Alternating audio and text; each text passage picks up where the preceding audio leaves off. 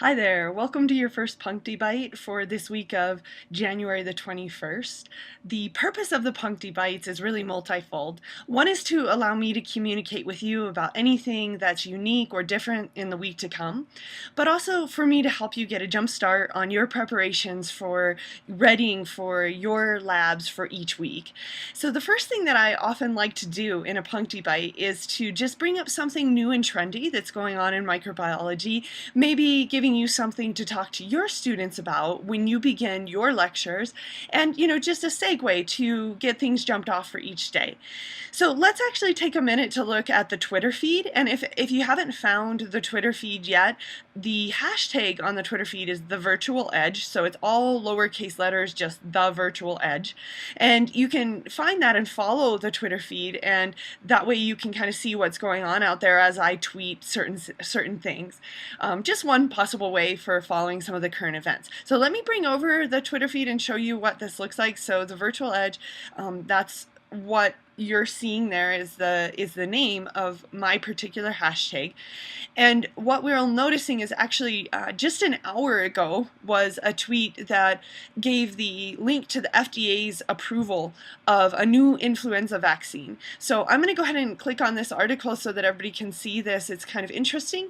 The new influenza vaccine is made in a different way. It's actually made using a baculovirus expression system, and it's largely taking a lot of the surface spike called hemagglutinin and its massive quantities in the it's called flu block, and then that is actually triggering the immune response. So this is a new and trendy story that you might find on the Twitter feed. After we look at something new and trendy or just something interesting that might be going on in the world of micro, we can go from here to looking at what's up and coming in your week. So this is the schedule that you'll find on your little jump drive that you downloaded at the TA meeting, and you'll notice that there's some up and coming events. We don't have lab tomorrow, so those of you who have a Tuesday, Thursday lab know you won't be coming to lab tomorrow on the 22nd. However, you will have lab again on Thursday the 24th, but for Alaya and T, you will have lab tomorrow on the 22nd. So you will have your first lab, and Jacob will be giving the lecture for that lab. So he'll be running through a lot of the importance of ubiquity of microorganisms as well as microscopy. And in a minute, we'll look at that TA guideline and talk a little bit more about that. The rest of us will be doing that lab on either Wednesday or Thursday. So what this does is allow Elias lab section to get a head start on all of us so that they'll always be running one lab ahead of us in those two simultaneously run labs. So a couple of other things, I think it would be awfully nice to remind your students on either Wednesday the 23rd or Thursday the 24th that the 24th is actually the last day to drop classes. So if they want to, if they decided they want to change their schedule up a bit, that would be the last day to do it. On the 25th, on Friday, Sarah and Josh, you guys are in charge of Open Lab, and I will be here for this Open Lab, at least partially. I will probably be leaving at 1, and so Jacob and I are splitting that lab section, or that Open Lab. But the next week I will actually be gone. So let me point out here on Lab 3, Chelsea Hoekstra, who some of you know, is going to be taking my place, and she's going to be giving that lecture that I've signed up for, and I think that's in Amy and Mara's section. So she's all set and ready to go to give that lecture. So if you know you can't give lecture 3, you'll have to talk with Chelsea to have her work with her to get that lab covered for you. So looking ahead towards next week, we will be covering labs 2 and 3 for most of us, but 3 and 4 for Elias lab section. So now let's take just a moment to look at the TA guidelines for the first 2 labs. For most of you, you'll only be doing lab 1, but for Eli and T, you'll be doing lab 1 and 2. So I'm going to pull over the TA guidelines for lab 1, and as you begin your prep for the upcoming labs, the TA guidelines is the #1 place to begin your preparation. So you'll notice on here that there are some cool things given that will help you out in your preparations. And one of the first things to look at every time you open up a TA guideline is the stuff that's in bold, and I've actually gone ahead and highlighted it to draw your attention to it here. So before beginning the lab today, you want to make sure the microscopes are ready to go. Double check the media. This is something you always want to do. Make sure that on the West Bench or wherever there is media being stored, that you have enough for your students. Also, be sure that there's enough droppers and cover slips for the hay infusion or pond water that we'll be using. We're actually going to use Winogradsky columns this time. And if you're really getting jazzed and you really want to dork out a little bit more about the coverage for today, that'll be in Chapter 2 of the Prescott textbook.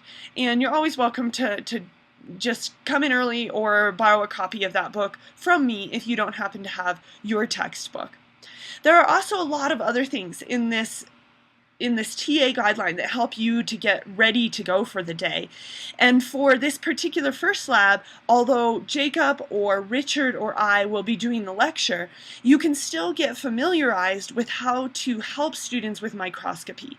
And I think that reading through this section on microscopy is a really good way to get yourself prepped for the day. There are a few things, a few nuances to microscope prep that some of it's, even though we've been working on microscopes for a long time, we tend to forget about. So you want to make sure you're all on the up and up with that. But also, I give some other things here, and we talked a little bit about this on our first TA meeting, but commonly made mistakes, like a student complains that she can focus on the slide on 10x but not 40 or 100. We talked about how that usually means they're looking at the wrong side of the slide, like they put their smear on the opposite side of the slide. There are some other hints there, though, that we didn't talk about on the first day. When the student looks through the scope, it looks dark and there's an encroaching circle of light. That means that their iris aperture got bumped and it got closed. So you'll want to check on that and see if you can open up that iris aperture and help them to see a more clear and more whole view. So a lot of good hints for a starting TA, especially on this TA guideline. The other thing that you'll find on here is a lot of pictures and description of some of the types of proteins that might show up on our slides. So it's fun because the students will ask you things like, what do I see here? Hey, come over here. It's really cool. And you'll want to be able to tell them, hey, that looks like a spirogyra, or, maybe you have a diatom on there, and there's a lot of diatoms that we tend to see in the Winogradsky columns. So this may be something that you'll be helping them identify. Remember that diatoms and spirogyra are a type of algae. For lack of a more descriptive collective term, we call them algae. Autotrophic proteins. So hopefully that helps with the first lab, and I'm going to bring up the second TA guideline as well, and you'll get into the habit of checking these out before you come to lab and reading through them more on your own. But a couple of things before beginning the lecture. I want you guys to be ready to demo the negative stain, and in some lab sections I'll do this, but what we found is that if we can actually demo the negative stain first, which means helping them run through the resuspension of their Bacillus subtilis and their tooth scraping into the Congo red dye, we're going to do that before we even begin the lecture. And in fact, it's easiest if we can have all the students do it with us. So we have to kind of calm everybody down at the beginning of the hour. We want to get them getting a couple of drops of Congo red into the two circles on their side, resuspending a tooth scraping, resuspending some Bacillus subtilis, and then that gives it time to dry. So while we're doing the staining lecture, they'll have time for their negative or anionic stains to actually dry. Lot of fun theory behind the stains that we begin today, and also we want to make sure that we're relating to them that they can't see their bacteria on anything but 100x today. That is 100x objective lens, 1000s total magnifying power. So we need to be able to demo immersion oil. So be ready to demo immersion oil, and also determine amongst yourself which of the TAs should be demoing that day. So I'll have you show them how to go up to oil immersion.